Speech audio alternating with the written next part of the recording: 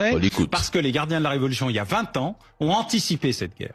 Préparé. Imaginez, il n'y a pas un État iranien, mais 31 États iraniens. 27 centres de production de missiles, de drones, des dizaines ou des centaines de centres de stockage de vedettes moustiques et autres équipements. Parfaitement efficace.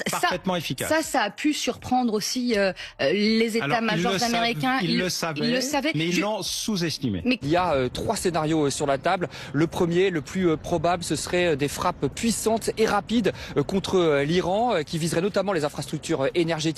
L'idée là, ce serait de porter un coup fatal au régime pour faire terminer définitivement la guerre, ou à minima pour forcer les Iraniens à s'asseoir à la table des négociations et à négocier sur le nucléaire. Les 2 autres options envisagées, c'est l'île de Karg. Les États-Unis pourraient s'en emparer. L'île de Karg, c'est une île ultra stratégique où transite 90% du pétrole iranien. Troisième hypothèse, le déploiement de forces spéciales pour aller récupérer les 450 kilos d'uranium enrichi. Ces 2 dernières options, a priori, ne sont pas du tout privilégiées par Donald Trump parce qu'elles supposent un déploiement de troupes au sol.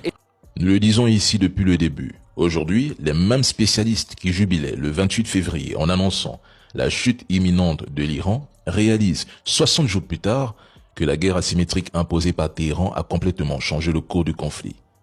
Ils ont sous-estimé la persévérance et la ténacité de l'Iran. Ils n'ont pas compris que ce pays s'était préparé depuis des années à un affrontement direct avec les États-Unis. Tout a été anticipé, même l'éventualité de la mort du guide suprême ou de quiconque dans la chaîne de commandement. L'administration Trump et ses trolls devraient comprendre une chose essentielle. Si l'élimination du leader iranien n'a pas conduit à la reddition de l'Iran, et si plusieurs semaines de bombardements intensifs et massifs n'ont pas brisé la volonté de ses dirigeants, alors pourquoi croire qu'un simple blocus économique réussirait là où le reste a échoué? Quand j'ai vu certains annoncer la défaite de l'Iran dès le 28 février en jubilant, j'ai rapidement compris que beaucoup analysent les guerres avec leurs émotions. Ils oublient souvent qu'un conflit ne se résume pas à celui qui frappe le premier le plus fort ou le plus vite. L'histoire militaire a montré à plusieurs reprises que la puissance de feu seule ne garantit jamais la victoire.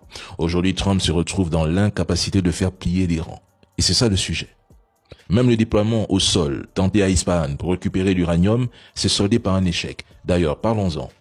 Qu'est devenu ce fameux pilote américain, censé avoir été sauvé par 200 soldats et 155 avions? Aucune image, aucune vidéo.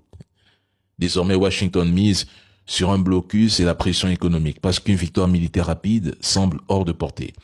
Et même si les frappes reprenaient demain, cela ne changerait pas fondamentalement l'équilibre actuel. L'Iran conserve un levier stratégique majeur, le détroit d'Ormuz, qu'il peut perturber ou contrôler selon ses intérêts.